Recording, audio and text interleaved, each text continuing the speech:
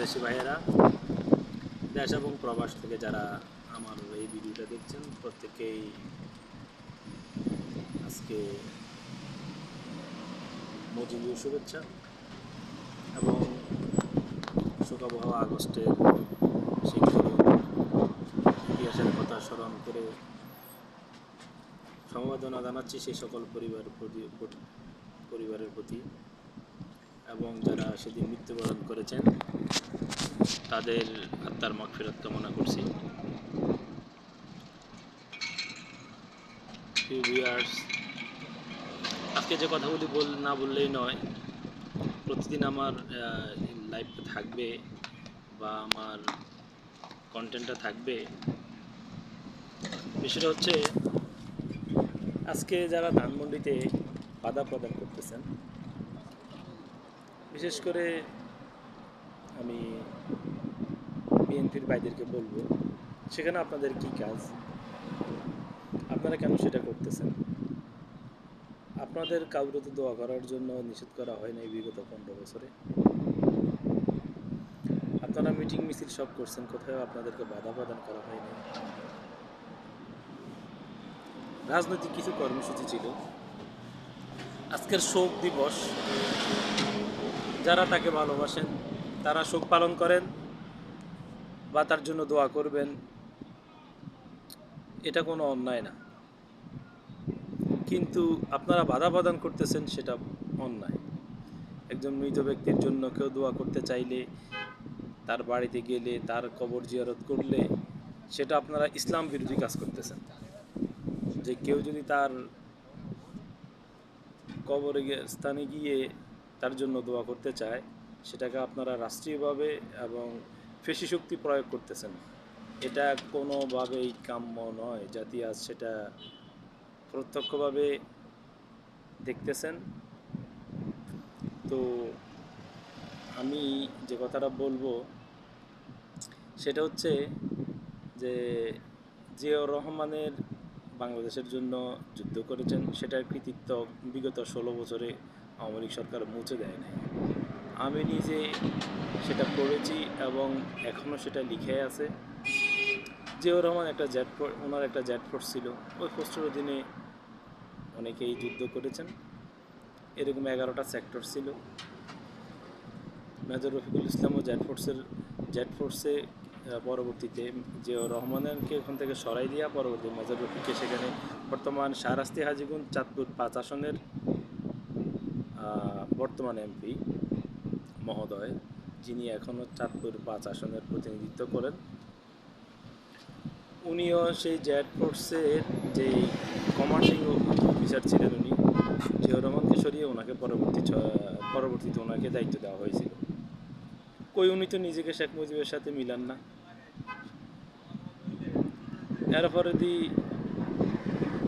আব্দুল লতিফ সিদ্দিকী, বঙ্গবীর কাদের সিদ্দিকী,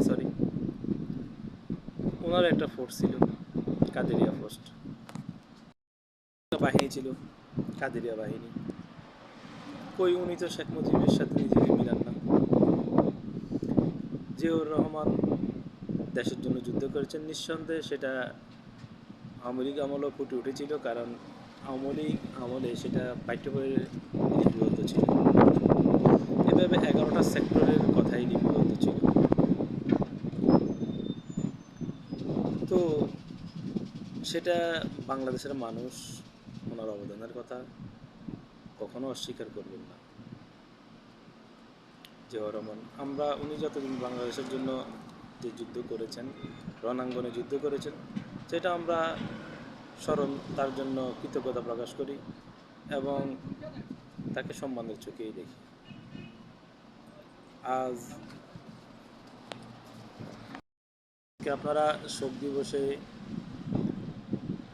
সেখানে বাধা প্রদান করতেছেন, আসলে এটা কখনো কাম্য ছিল না। আর কোটি কোটি জনতা আজকে প্রস্তুত ছিল ধানমন্ডি 32 নম্বর বাড়িতে যাবে এবং সেটা দেখবে, সেখানে তাদের শ্রদ্ধা জানাবে, তার জন্য দোয়া করবে। যারা যেতে পারেননি, আসলে গিয়ে সেখানে করতে হবে বিষয়টা সেরকম না। যারা যেতে পারেননি তাদেরকে আমি একটাই বার্তা দেব, আপনারা সেখানে গিয়ে, আমি আগেও আমার ভিডিওতে বলেছি, সেখানে গিয়ে ইয়ে করার দরকার নাই।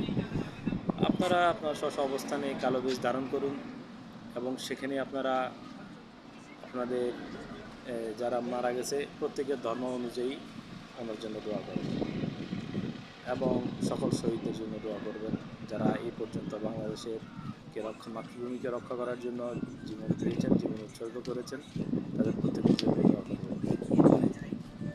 আজ একটা বিষয় লক্ষণীয়, সেটা জাতি আজ সারা বাংলা দেখছে, সারা বিশ্ব দেখছে।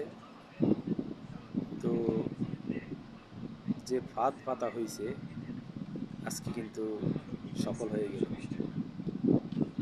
আজকে আওয়ামী লীগ যে ফাঁদ পেতেছিল 15 আগস্টকে ঘিরে, সকলে সেই ফাঁদে পা দিয়েছেন এবং সেজন্য আওয়ামী লীগ সরকার আবার পুনরায় প্রতিষ্ঠিত হওয়ার পথ সুগম হয়ে গেল। তো আজকে এতটুকুই বলার ছিল। যারা তার জন্য দোয়া করেছেন তাদেরকে অসংখ্য ধন্যবাদ।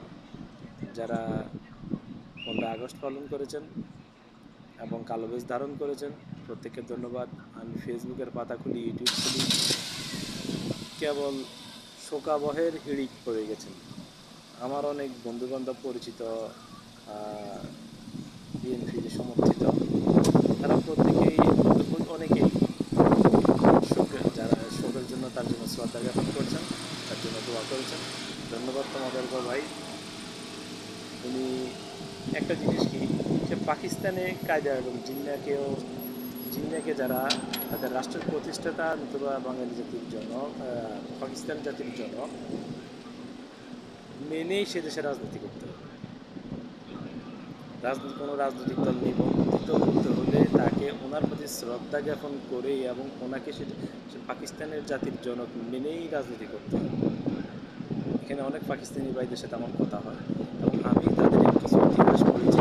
সেই ইতিহাসে রাজনৈতিক প্রধান একটা ইতিহাস ছিল, সেটা ছিল যে কায়দে আজম জিন্নাকে পাকিস্তানের রাজনীতির জনক, পাকিস্তানের রাজনীতি বা পাকিস্তানের জাতির জনক মেনেই তাদেরকে তাদের কার্যক্রম পরিচালনা করতে হয়। তো একমাত্র বাংলাদেশি ভিন্ন, তারা সেটা করেন না। আসলে উনি বাংলাদেশের প্রধান ধারক ও বাহক, ওনাকে মেনেই, শেখ মুজিবকে মেনেই বাংলাদেশের রাজনীতি করতে হবে এবং সেটাই করা উচিত।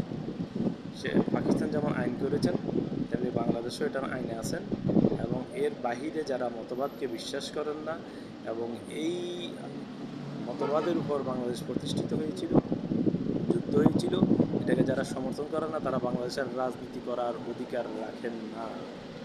এটা আপনাদেরকে মানতে হবে। বাংলাদেশ, ভারত, পাকিস্তান মিলিয়ে যদি আমরা ধরি তাহলে ভারত উপমহাদেশের জনক ছিলেন মহাত্মা গান্ধী। এরপরে বাঘ হয়েছে পাকিস্তান, পাকিস্তানের জনক ছিলেন কায়দে আজম জিন্নাহ। এরপরে বাঘ হয়েছে পাকিস্তানের জনক। পাকিস্তান এবং বাংলাদেশ আলাদা হয়েছে, বাংলাদেশের জনক হচ্ছেন বঙ্গবন্ধু শেখ মুজিবুর রহমান। ধন্যবাদ সবাইকে। সালাম আলাইকুম।